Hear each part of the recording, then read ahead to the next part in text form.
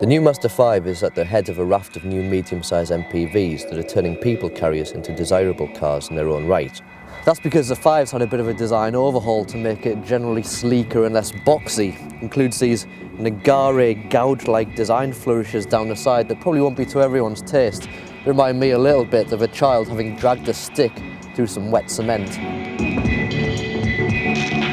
The new Mazda5 also boasts these power-operated sliding doors that make entry and exit, or ingress and egress if you're into your car industry jargon, a lot easier than normal cars. There's very good visibility up here despite these very thick A-pillars, and that's because of this very high command driving position. The look of the dash is also very good on this sport model. However, these rearmost seats seem a little small for adults to realistically use for long periods of time. And this middle seat in the centre is small, so it can be folded away. That means that the two centre passengers can have more elbow room, but it also means that the three smallest people in the car draw the short straw when the 5 is stacked. The Spot More automotive origami folds all the back seats down to create van-like levels of space, and there are storage binnacles all over the cabin, but it's not the easiest seating system or the largest in the sector. Although it is a big car, the 5 isn't particularly difficult to drive or park, and while the suspension may be a bit tight for some, what it means is that it handles very well.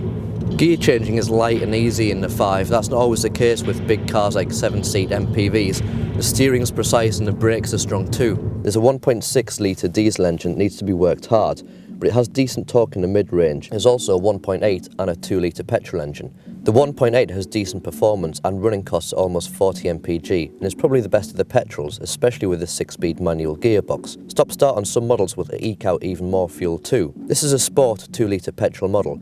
Though it doesn't really evoke sportiness in a way you or I would understand it, it is surprisingly decent to drive. Gear changing is very light and easy, not always the case with big cars, and the brakes are strong and steering precise. In terms of owning, pricing on the 5 is extremely competitive, and even base spec models are generously equipped. The Mazda 5 probably isn't the best car in the sector. The Ford Galaxy and the Seat Alhambra feel like all-round better bets. You won't feel like all your Christmases have come home. Christmas tree there.